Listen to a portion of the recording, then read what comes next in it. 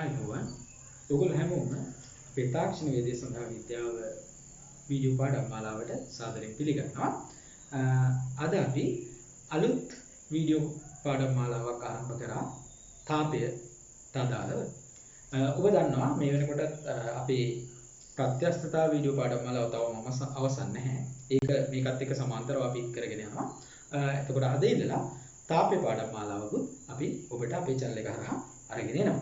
හරි. එහෙමනම් මේ තමයි අපේ තාපේ පාඩම් මාලාවේ පළවෙනි වීඩියෝ එක. එහෙනම් අපි බලමු ඉස්සෙල්ලම මොකක්ද මේ තාපේ කියන්නේ කියලා. අපි පොඩි උදාහරණයක් ගමු. අපි හැමෝටම හුරු උදාහරණයක් ගමුකෝ. අපි ගොඩක් වෙලාවට තේ හදනවනේ. අපි මොකද කරන්නේ? කේතලයකට වතුර දාලා කේතලෙ ගිහිල්ලා ලිපෙන් තියනවා. ලිපෙන් තියලා ලිප දාලා. ලිප දැල්ලුවාට පස්සේ මොකද වෙන්නේ? ටික වෙලාවක් යනකොට කේතලේ රත් වෙලා වතුර නටන්න ගන්නවා. ඊට පස්සේ අපි කේතලේ වතුර ටිකක් අරගෙන කෝප් එකට දානවා. සාමාන්‍යයෙන් කාමර උෂ්ණත්වයේ තිබුණු කෝප්පෙට කේතලේ තිබුණු නටන වතුර දැම්මට පස්සේ මොකද වෙන්නේ? කෝප්පේ රත් වෙනවා. ටික වෙලාවකින් කෝප්පේ රත් වෙනවා. මේ කෝප්පේ තියෙන වතුර ටික අපි තේ හදන්න ගන්න නැතුව නිකන් පැත්තකින් තියලා තිබ්බා කියලා හිතන්නකෝ. නිකන් පරිසරයේ එතනකින් මේසයක් උඩින් තියලා තියෙනවා. ටික වෙලාවක් යද්දි මොකද වෙන්නේ? ටික වෙලාවක් ගිහිල්ලා බලද්දි මේක සිසිල් වෙනවා. ඒ කියන්නේ කෝප්පේ තිබුණු මොන හරි දෙයක් පරිසරයට ගමන් කරලා එයා සිසිල් වෙනවා. එහෙමනම් මෙන්න මේ ක්‍රියාවලිය හොඳට බලන්න. ඔන්න අපි ලිප දැල්වලා කේතලේ දැල්වුවා. එතකොට කේතලේ තිබුණු ජලය රත් වෙලා නටන්න ගත්තා. ඊට පස්සේ අපි මේ ජලය කෝප්පෙට දැම්මම කාමර උෂ්ණත්වයේ තිබුණු කෝප්පේ අර ජලය කෝප්පෙට දැම්මට පස්සේ රත් වෙනවා. කාමර උෂ්ණත්වයේ තිබුණු කෝප්පේ රත් වෙනවා. හරි. ඊට පස්සේ අපි ඒක ගිහලා පරිසරයේ තිබ්බට පස්සේ ටික වෙලාවක් යනකොට ඒක සිසිල් වෙනවා.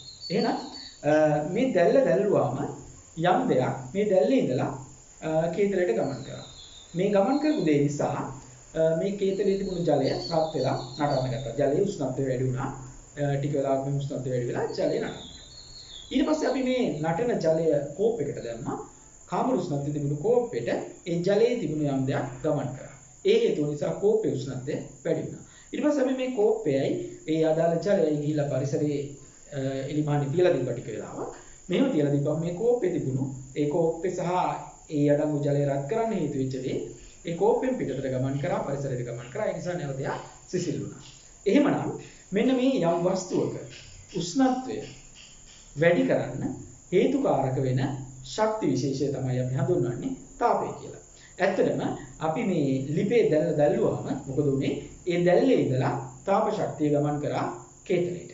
එතකොට කේතලය ඇතුලේ තිබුණු ජලයට මේ තාප ශක්තිය ලැබිලා ඒ ජලයේ උෂ්ණත්වය වැඩි වෙලා ඒ ජලය නටන්න ගත්තා. ඊට පස්සේ අපි ඒ ජලයෙන් කොටසක් කාමර උෂ්ණත්වයේ තිබුණු කෝප්පයකට දැම්මා. මොකද උනේ? ඒ ජලයෙන් තිබුණු තාපයෙන් කොටසක් කෝප්පෙට ගමන් කළා කෝප්පේ උෂ්ණත්වය වැඩි වුණා. ඊට පස්සේ අපි මේ ජලය සහිත කෝප්පේ ගිහිල්ලා පරිසරයෙන් තිබ්බා. එතකොට මොකද උනේ? මෙයාගේ තිබුණු තාප ශක්තිය මේ ජලය සහ කෝප්පේ තිබුණු තාප ශක්තිය පරිසරයට ගමන් කරා. තාප ශක්තිය පරිසරයට ගමන් කළා කෝප්පෙන් ඉවත් වෙලා යනකොට එයාගේ උෂ්ණත්වය පහළ ගියා. එහෙමනම් තාපය කියලා කියන්නේ යම් වස්තුවක උෂ්ණත්වය කියන සාධකය වෙනස් කරන්න හේතුකාරක වෙන ශක්ති විශේෂය. එහෙනම් තාපය කියලා කියන්නේ ශක්ති විශේෂයක්. යම් වස්තුවකට මේ ශක්ති විශේෂය ලබා දුන්නම එයාගේ උෂ්ණත්වය වැඩි වෙනවා. යම් වස්තුවකින් මේ තාපය කියන ශක්ති විශේෂය ඉවත් කරගත්තම එයාගේ උෂ්ණත්වය අඩු වෙනවා. මම හිතනවා ඔබට පැහැදිලි වෙන්නේ නැති මොකක්ද මේ තාපය කියන්නේ කියලා. එකිනෙකට උෂ්ණත්වය වෙනස් වස්තු දෙකක් එකිනෙක ස්පර්ශ කරලා තිබුණොත් උෂ්ණත්වය වැඩි වස්තුවේ ඉඳලා උෂ්ණත්වය අඩු වස්තුවට තාප ශක්තිය ගමන් කරනවා. උෂ්ණත්වය වැඩි වස්තුවේ ඉඳලා උෂ්ණත්වය අඩු වස්තුවට තාප ශක්තිය ගමන් කරනවා. මෙහෙම ගමන් කරලා මේ වස්තු දෙකේ උෂ්ණත්වය සමාන අවස්ථාවකට එනවා. අපි කියනවා ඒ අවස්ථාව තාප සමතුලිත අවස්ථාව කියලා. එහෙම මේ අවස්ථාවටපත් වෙනකන් උෂ්ණත්වය වැඩි වස්තුවේ ඉඳලා උෂ්ණත්වය අඩු වස්තුවට තාපය ගමන් කරනවා. ඇත්තටම තාපය ගමන් කරන්නේ තාපය වැඩි තැන ඉඳලා තාපය අඩු තැනට නෙමෙයි උෂ්ණත්වය වැඩි තැන ඉඳලා උෂ්ණත්වය අඩු තැනට. එහෙම ගමන් කරලා ඒ අදාළ වස්තු දෙකේ උෂ්ණත්වය සමාන වුණාට පස්සේ මේ තාපය ගමන් කිරීම නවතිනවා. හරි. එහෙමනම් දැන් ඔබට අදහසක් එන්නේ නැති මේ තාපය කියන්නේ මොකක්ද? ඒක ශක්තියක්. ඒක කොහොමද ගමන් කරන්නේ? ඒක ගමන් කරන්නේ මොන වගේ ස්ථානයක ඉඳලා මොන වගේ ස්ථානයකටද කියලා. හරි. එහෙනම් දැන් ඊළඟට අපි බලමු ප්‍රසාරණය කියන්නේ මොකක්ද කියලා. දැන් මම මේ පාඩම පටන් ගන්නෙ ඊළඟට මම කතා කරන්න ගන්නේ ප්‍රසාරණය. මම තාපය කොටස පටන් ගන්න හිතුවේ ප්‍රසාරණය ඉඳලා. හරි. එහෙමනම් අපි ඊළඟට බලමු ප්‍රසාරණය කියන්නේ මොකක්ද කියලා.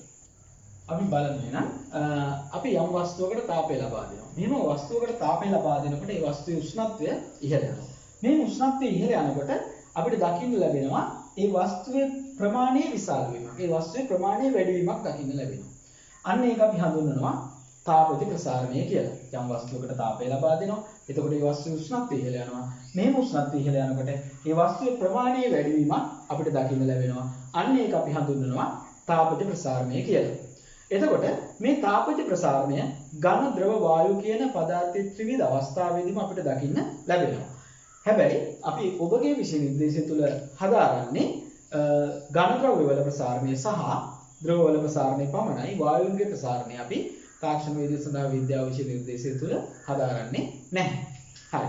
එතකොට මේකෙන් අපි මුලින්ම බලමු ඝන ද්‍රව්‍ය වල සිද්ධ වෙන ප්‍රසාරණය ගැන. හරි. ඝන ද්‍රව්‍ය වල සිද්ධ වෙන ප්‍රසාරණය අපි අපේ අධ්‍යයනයේ පහසුව සඳහා ප්‍රධාන කොටස් තුනකට වෙන් කරලා හදාරනවා. ඒ තමයි රේඛීය ප්‍රසාරණය, ශේෂ්ඨඵල ප්‍රසාරණය සහ පරිමා ප්‍රසාරණය කියලා.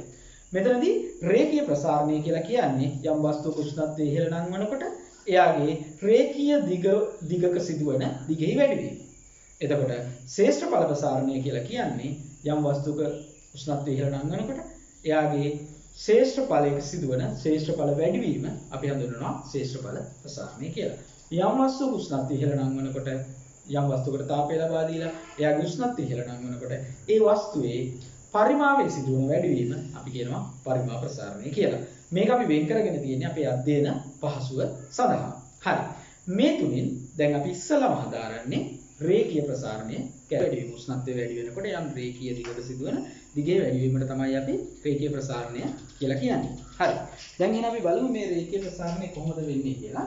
මම ගන්නවා L1 දිග දණ්ඩක්. ඒක අරගෙන යාගේ උෂ්ණත්වය ඩෙල්ටා ටීට ප්‍රමාණයකින් ඉහළ නංවනවා.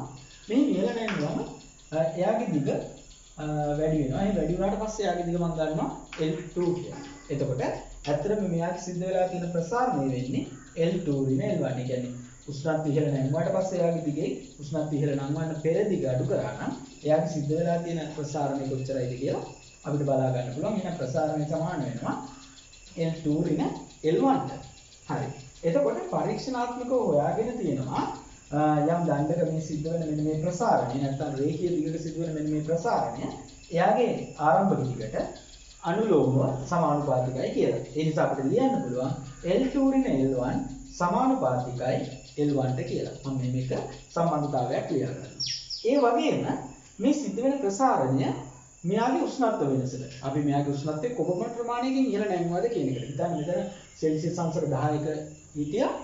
මෙතනදී මම එයාව සෙල්සියස් අංශක 15 බවට පත් කරා. එතකොට මම සෙල්සියස් අංශක 5කින් මෙයාගේ උෂ්ණත්වය ඉහළ නංවලා තියෙනවා. එහෙනම් ඩෙල්ටා ටීට කියන්නේ සෙල්සියස් අංශක 5යි. මෙන්න මේ උෂ්ණත්ව වෙනස. උෂ්ණත්ව වෙනසට මෙන්න මේ දිගෙහි වැඩිවීම උෂ්ණත්ව වෙනසට අනුලෝමව සමානුපාතිකයි කියලා පරීක්ෂණාත්මකව සොයාගෙන තියෙනවා. ඒ නිසා අපිට ලියන්න පුළුවන් L2 රින L1 සමානුපාතිකයි L1ට. ඒ වගේම L2 රින L1 සමානුපාතිකයි ඩෙල්ටා ටීට. ඩෙල්ටා ටීට කියලා කියන්නේ උෂ්ණත්ව වෙනස. එතකොට මෙන්න මේ සම්බන්ධතා දෙක එකට ගත්තම අපිට කියන්න පුළුවන් L2 රින L1 එහෙම නැත්නම් ප්‍රසාරණය වුණු ප්‍රමාණය සමානුපාතිකයි කියලා L1 ඩෙල්ටා ටීට. L1 කියන්නේ ආරම්භක දිග, ඩෙල්ටා ටීට කියන්නේ උෂ්ණත්ව වෙනස. මෙන්න මෙහෙම සමානුපාතිකත්වයක් තියෙනකොට මේ සමානුපාතික ලකුණ ඉවත් කරලා එතනට සමාන කිරීමක් දාන්න අපි ගණිතයේදී මෙතනට නියතයක් යොදනවා. මේ අදාළ සමානුපාතික ලකුණ ඉවත් කරලා ඒ වෙනුවට සමාන ලකුණ යොදද්දී අපි මෙන්න මේ ප්‍රකාශනයේ මෙන්න මෙතනට නියතයක් යොදනවා. මෙන්න මේ අපි මෙතනදිත් කරන්නේ එහෙම දෙයක්. මෙන්න මේ සමානුපාතික ලකුණ ඉවත් කරලා මෙතන සමාන ලකුණ දානවා. එතකොට අපි මෙතනට නියතයක් යොදනවා. මේ නියතය තමයි ඇල්ෆා කියලා කියන්නේ. මේ තියෙන ඇල්ෆා නෙමෙයි මේ තියෙන සමානුපාතික ලකුණ. ඔබට මේක පැටලෙවි. මොකද මේ දෙකම එක වගේ නිසා මේ තියෙන සමානුපාතික ලකුණ මේ තියෙන ඇල්ෆා කියන මම යොදපු නියතය. හරි. ඊට පස්සේ දැන් මොන අපිට සම්බන්ධතාවයක් අපි ගොඩනගා ගත්තා. ඒ අනුව L2 රින L1 සමානයි ඇල්ෆා L1 ඩෙල්ටා ටීටා කියලා.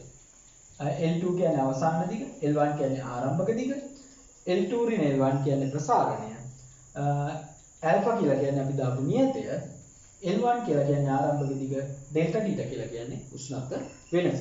එතකොට අපිට මේක මේ විදිහට සුළු කර ගන්න පුළුවන්. මේ L1 සමාන කිරීමේ ලකුණ මේ පැත්තට ගේන්න පුළුවන්. දැන් මම මේ උඩ කරලා තියෙන එක L1 සමාන කිරීමේ ලකුණ මේ පැත්තට ගෙනාවා. එතකොට අපිට එනවා L1 ධන alpha L1 delta theta කියලා ප්‍රකාශනයක් එනවා. මේ තැන් දෙකේම L1 තියෙන නිසා අපි මේ තැන් දෙකෙන් L1 එළියට ගන්නවා. එහෙම එළියට ගත්තට පස්සේ අපිට පුළුවන් මෙන්න මේ විදිහේ සම්බන්ධතාවයක් ගොඩනගා ගන්න. L2 සමානයි L1 එක ධන alpha delta theta කියලා ඔහොම සම්බන්ධතාවයක් අපිට ගොඩනගා ගන්න පුළුවන්. මෙන්න මේ සම්බන්ධතාවය අපිට පාවිච්චි කරන්න පුළුවන් රේඛීය ප්‍රසාරණතාවයේ සම්බන්ධ ගණනය කිරීම වලදී. හරි.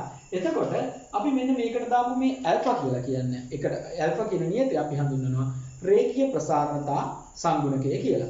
රේඛීය ප්‍රසාරණතා සංගුණකය කියලා. මේ alpha රඳා පවතින්නේ ඒ අදාළ දණ්ඩ හදලා තියෙන ද්‍රව්‍ය මත.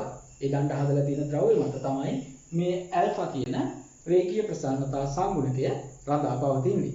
මේ alpha කියලා කියන්නේ එහෙම නැත්නම් මේකේ නියතය අපි මේක හඳුන්වනවා රේඛීය ප්‍රසාරණතා සංගුණකය කියලා. එහෙම නැත්නම් රේඛීය ප්‍රසාරණතාව කියලා. එතකොට මේ රේඛීය ප්‍රසාරණතාවයේ අර්ථ දක්වලා තියෙන්නේ මෙහෙමයි.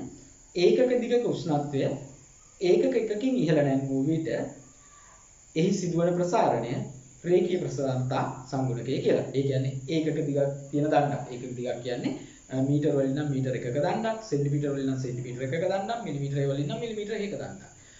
අරගෙන එයාගේ උෂ්ණත්වය ඒකක එකකින් ඉහළ නංවනවා. අපි උෂ්ණත්වය මන් ඉන්නේ සෙල්සියස් අංශක වලින් නම් සෙල්සියස් 1කින්, ෆැරන්හයිට් වලින් නම් ෆැරන්හයිට් 1කින් ඉහළ නැංවුවා. අපි කියනවා ඒකක උෂ්ණත්වයකින් එයාගේ උෂ්ණත්වය ඉහළ නැංවුවා කියලා. යම් ඒකක දිගක උෂ්ණත්වය ඒකක උෂ්ණත්වයකින් ඉහළ නැංවුව විට එහි සිදුවන ප්‍රසාරණය අපි හඳුන්වනවා එයාගේ රේඛීය ප්‍රසාරණතා සංගුණකය කියලා.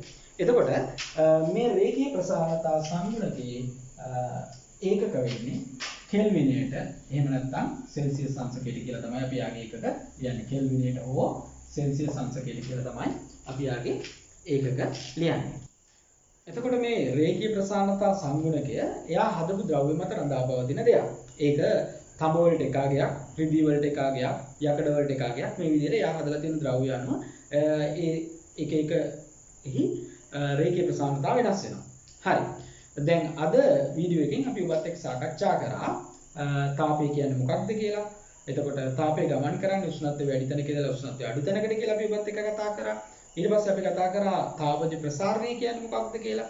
එතකොට තාපජ ප්‍රසාරණයේදී අපි මේ අපේ විශ්ලේෂණය ඇතුලේ කතා කරන්නේ මොන මොන කොටස්ද කියන එක අපි ඔබත් එක්ක කතා කරා.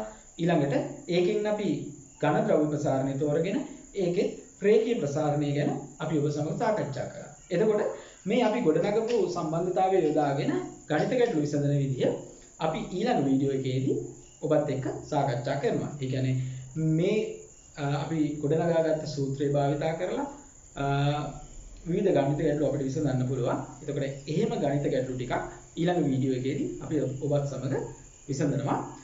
එහෙමනම් අනිවාර්යයෙන්ම අපේ ඊළඟ වීඩියෝ එක බලන්න. ඒ වගේම ඔබ තවමත් අපේ channel එක subscribe කරලා නැත්නම් පල්ලෙහා තියෙන subscribe button එක click කරලා අපේ channel එක subscribe කරන්න. ඒ වගේම එතකොට bell icon එකක් එයි.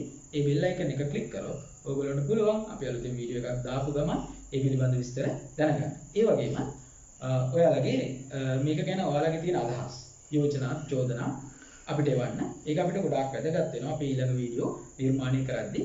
ඒ නිසා ඔබේ අදහස් අපිට ගොඩාක් වැදගත්. ඒ නිසා ඒවා අපිට එවන්න. අපි ඒවා ආදරයෙන් බාර ගන්නවා. ඔබේ යෝජනා, චෝදනා සහ සියලුම ඔබේ අදහස්. හරි. එහෙමනම් මාත් එක්ක එකතු වෙලා ඉන්න ඔයගොල්ලෝ හැමෝටම ගොඩාක් ස්තුතියි.